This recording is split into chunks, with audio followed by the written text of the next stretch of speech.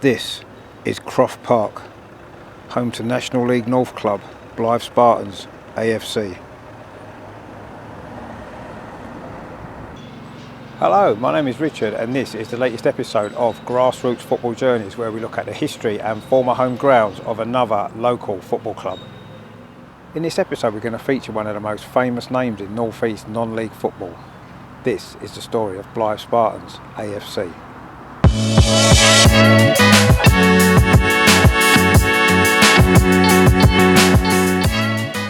Blyth is a coastal town and civil parish in south-eastern Northumberland, and it lies on the south bank of the River Blyth. It is the largest town in Northumberland, and the port dates back to the 12th century, although the development of the town itself didn't begin until the 1700s. While the main industries here were coal mining and shipbuilding, fishing also played a really important part in the development of the town. Although the main industry has long since closed down, the port still thrives, receiving paper and pulp from Scandinavia, which supplies the UK's newspaper industry. Famous people from Blyth include Dire Straits frontman Mark Knopfler and Newcastle United footballer Dan Burn. Blyth Spartans AFC were formed in 1899 by Fred Stoker, a Harley Street physician. He thought that by naming a club after the Greek Spartan army it would make the team ready for battle on the pitch. In the early years, the club lived a rather nomadic existence, playing at 5 different grounds in the first 10 years of their existence. Their first home didn't even have a name. It was just a field here on what was then known as Percy's Gardens, but is now on the junction between Cypress Gardens and Middleton Street. At the time there was a lot of open space in the area, and while this is now a housing estate, back then it was just a field with no stands or changing rooms. The club never played a competitive match here. In 1901 the club joined the East Northumberland League and briefly played here at what was then known as Blyth Flats, but is now Ridley Park. The club only played here for a number of weeks before being offered land to the north of the town. Before the start of the 1901-1902 season, Spartans moved here to what was then called North Pit. With a roped-off pitch and a nearby pub as changing rooms, this was seen as a real step up for the club, although the sloping pitch made it a difficult place to play football. The slope led to the ground being known as Spoyne Cop, in reference to the trenches in the Boer War. This is thought to be the first instance of the name being used in reference to football, although Woolwich Arsenal did have a terrace called Spoyne Cop at their manor ground at around the same era. While playing here, the club did enjoy their first success, winning the East Northumberland League 3 times.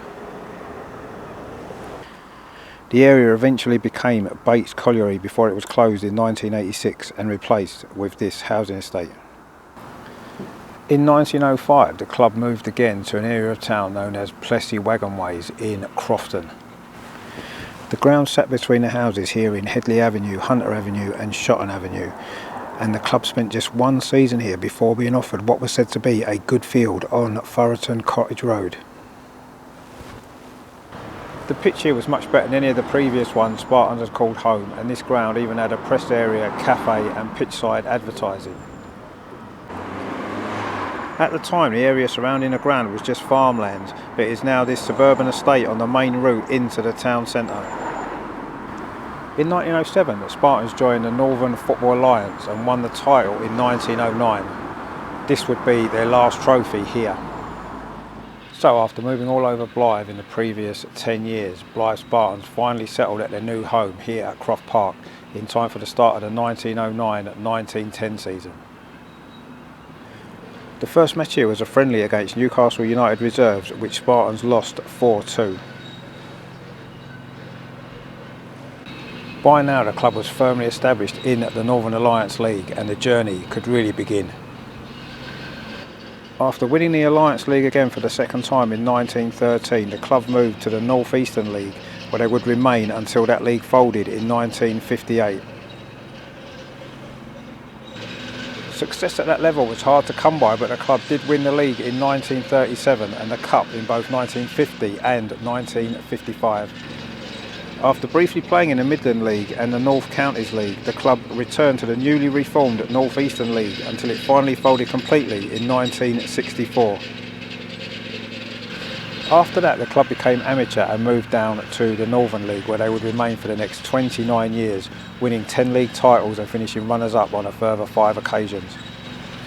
In 1978, the club captured the hearts of the nation when they reached the 5th round of the FA Cup, eventually losing 2-1 in a replay to Wrexham, which was played in front of over 42,000 fans at St James's Park. During the 1990s, the club progressed to the Northern Premier League and then, in 2005, to the Conference North. In 2012, the club suffered the first relegation in its history, dropping back to the Northern Premier League. But 5 years later, they bounced back to National League North, the 6th tier of English football, where they remain to this day. The ground here at Croft Park has undergone many improvements over recent years.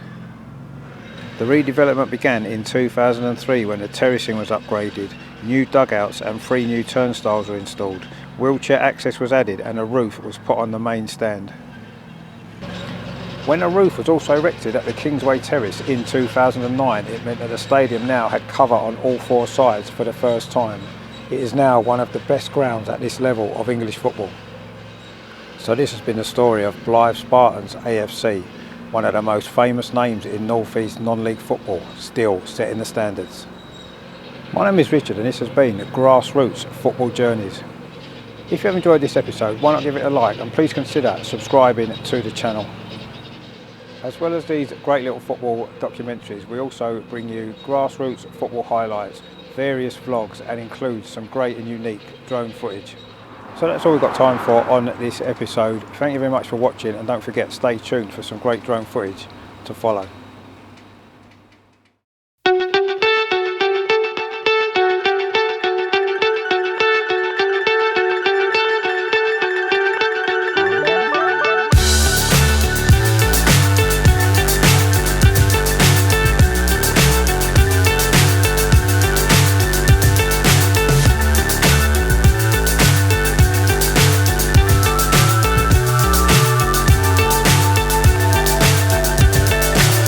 So high I'm hypnotized.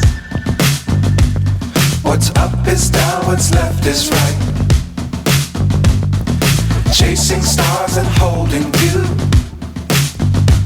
I can't see the end, but we'll see it through.